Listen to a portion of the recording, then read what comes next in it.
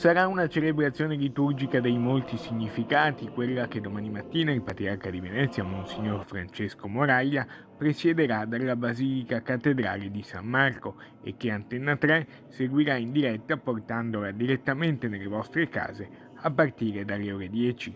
Nella solennità liturgica dell'Annunciazione, infatti, la tradizione colloca anche il Dies Natalis di Venezia, la fondazione e dunque il compleanno della città, in una data storica che chiuderà ufficialmente le celebrazioni per i 1600 anni.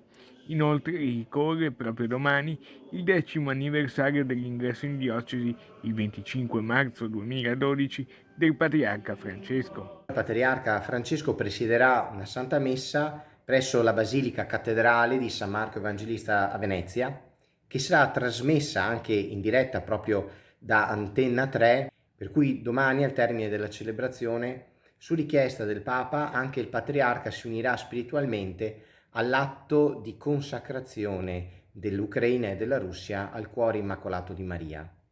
Una preghiera che il Patriarca poi rinnoverà anche nel pomeriggio alle 17, sempre in Basilica di San Marco, proprio contestualmente, contemporaneamente all'atto, alla preghiera, all'atto liturgico che il Pontefice compirà a Roma. La preghiera per la pace sarà dunque il filo conduttore dell'intera giornata.